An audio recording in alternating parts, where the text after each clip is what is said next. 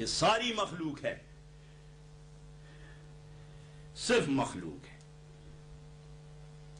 یہ جتنی مخلوق ہے صرف مخلوق ہے، مگر اے مومن تو مخلوق بھی ہے اور محبوب بھی ہے۔ باقی مخلوق صرف مخلوق ہے، لیکن تو محبوب بھی ہے مخلوق بھی ہے۔ اگر تو محبوب بھی اور مخلوق بھی تو پھر میرا ایک سوال ہے کہ انسان کی فطرت تقاضا کرتی ہے کہ اس کے سامنے دو تین چیزیں آ جائیں تو اس میں سے اپنے لیے جو پسند کرے وہی کرتا ہے جو اسے پسند ہو، اور دو میں سے وہ تیسری اعلیٰ ہو۔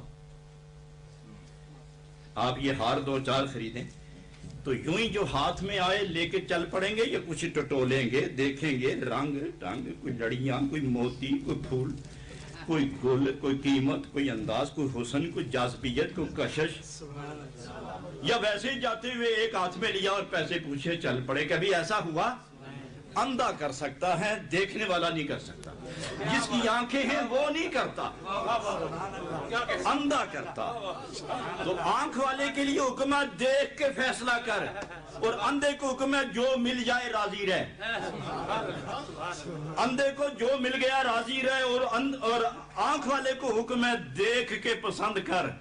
دھوکہ دینے والے آئیں گے جب تیری پورے قوت ایمانی کے فیصلے کو وہ جھنجھوڑے گا، تو دیکھ کے پسند کر لے گا، ہزار دلیل بھی تجھے یقین سے نیچے نہیں آنے دے گی۔ دیکھ کے پسند کر۔ تو جب اپنے لیے کوئی شے پسند کرو گے تو ایک سے اعلیٰ، اس سے کوئی اچھی ملے یہ چھوڑ دیتے ہو، اس سے اچھی ملے وہ چھوڑ دیتے ہو، اس سے اچھی ملے وہ چھوڑ کے جو دوسری طرف اس سے بلندی کی طرف مائل ہوتے ہو۔ معلوم ہوا کہ فطرت میں بلندی ہے، اور بلندی میں فطرت میں بلندی ہے، اور بلندی میں حسن ہے، اور مومن کی فطرت حسن کی تقاضا کرتی ہے۔ جب مومن، چونکہ اللہ رب العالمین نے فرمایا میں حسین ہوں، حسن کو پسند کرتا ہوں، میں حسین ہوں، حسن کو پسند کرتا ہوں، یہ چہرے اور بالوں کے حسن کی طرف نہ جانا، وہ اندر کا حسن ہے، وہ اندر کا حسن ہے۔ ورنہ بڑے بڑے چہروں کے سفید چمکتے چہرے والے رہ گئے تھے اور بلال عرش سے آگے گزر گیا۔ وہ اندر کا حسن ہے۔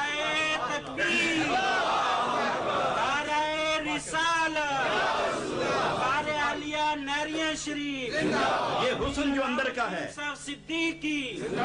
یہ اندر کا حسن ہے، یہ کیسے میسر آتا ہے؟ خدا حسین ہے، حسن پسند کرتا ہے۔ حسین ہے، حسن کو پسند کرتا ہے۔ اپنے محبوب کو بھیجو وداعین اللہ، جو مخلوق کو حسین بناؤ تاکہ میں جلوے تقسیم کروں۔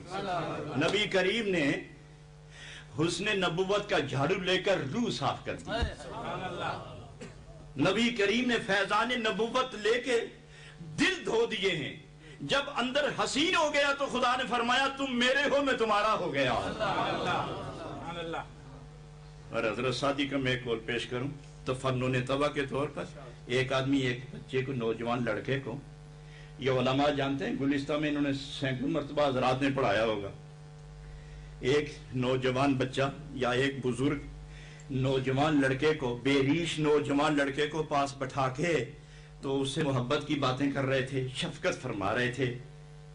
تو سعدی رحمت اللہ علیہ نے یہ دیکھا تو فرمایا منع ہے، اس کو پسندیدگی نظر سے کوئی نہیں دیکھے گا۔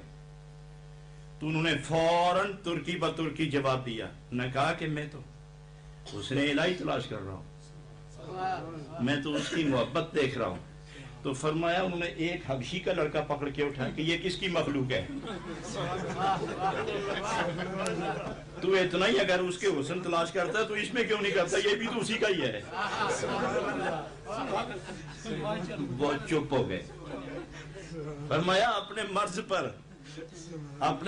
پر یوں دلائل قائم نہ کرو، مجرم بنتے ہو، توبہ کرو۔ اگر حسن رب تلاش کرتے ہو شیروں میں نہیں کرو، دلوں میں کرو، دلوں میں کرو۔